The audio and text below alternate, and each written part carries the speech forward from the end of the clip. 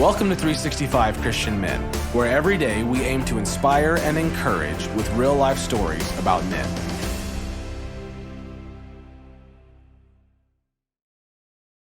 October 8th, George Washington Carver. Carver was an American professor, agricultural scientist, and inventor. When he was young, he was known as the plant doctor. He said, "Often people would say to me, 'George, my fern is sick. See what you can do with it.' At this time, I had never heard of botany and could scarcely read. But he got the plants healthy again.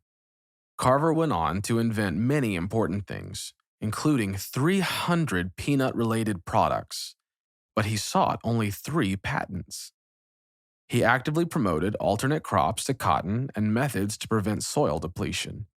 He appeared before the House Ways and Means Committee and provided vital information that well served Southern farmers.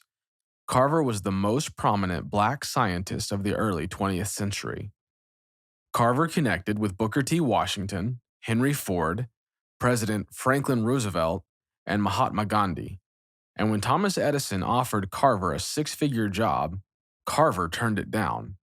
And on this date, in 1896, he arrived to teach at Tuskegee Normal and Industrial Institute. And nobody was talking about 6 figures. The true measure of a man's success is found in his willingness to serve others. George Washington Carver stared at the invitation to join the faculty of the Tuskegee Normal and Industrial Institute in Alabama. It was the first major educational institution in the South to hire black faculty, and its goal was to develop black leaders. But George had no desire to return to the South. He reread Booker T. Washington's letter. "I cannot offer you money, position, or fame. These things I now ask you to give up. I offer you in their place work, hard work, the task of bringing a people from degradation, poverty, and waste to full manhood. Your department exists only on paper, and your laboratory will have to be in your head." George had fought hard to get where he was, the first black man to earn a master's degree from Iowa State College, and he now served on its faculty, the first black college instructor in the whole state of Iowa. He had overcome isolation, hunger, and discrimination, and struggled for years to gain acceptance based on his achievements, not the color of his skin. But the invitation haunted him. He thought about a scripture he had loved even before he could read, one his foster mother, Susan Carver, had taught him. "And ye shall know the truth, and the truth shall make you free." John 8:32. The students of Tuskegee Institute, just one generation from slavery, were technically free, but society and the students' own perceptions held them back. Who would teach them that as God's treasured creations, they were free to dream? Who saw and encouraged their talents, their curiosity? George sensed God's call to Tuskegee. This decision wasn't only about logic. It was also about living out his faith in service to God and others.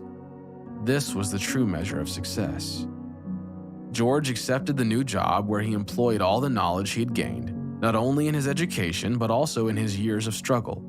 He turned a swamp into an agricultural testing site and developed a lab from items he'd found in trash heaps. He conducted experiments on top of teaching science and agriculture. He also taught weekly Bible studies. He wanted his students to see themselves as valued children who were full of potential. Potential that, when surrendered to their Creator, could take them beyond their dreams and help them serve others. Farmers, both black and white, succeeded using George's methods. He taught crop rotation and explained that planting sweet potatoes and legumes, like peanuts, would return needed nutrients to worn-out cotton fields.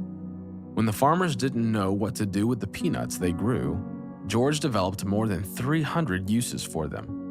When he'd arrived at Tuskegee in 1896, the peanut was not recognized as a U.S. crop. But by 1940, it had become one of the 6 leading crops in the nation. To better serve farmers, George designed a traveling classroom in a wagon. so representatives from Tuskegee could go directly to the farms. Though Booker had not promised him fame, fame came to George anyway. By 1905, most people in America and across the world knew the name George Washington Carver. He took Booker's last name for his middle name. By the 1920s, George had entertained Thomas Edison, Henry Ford, and other notable leaders. As George's success grew, people sometimes urged him to update his lifestyle, including his wardrobe and living arrangements. But George refused. He told them it didn't matter how much money people had in the bank or what type of automobile they drove. These mean nothing, he said. It's simply service that measures success. How do you measure success? The true measure of a man's success is found in his willingness to serve others.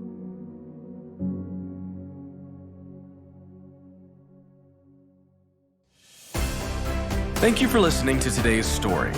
Every day of the year, our hope is to inspire you with real-life stories of faithful men who have gone before us. Hebrews 12:1 says, "Therefore, since we are surrounded by so great a cloud of witnesses, let us lay aside every weight and the sin that so easily ensnares us. Let us run with endurance the race that is set before us." Join us tomorrow for another story at 365christianmen.com.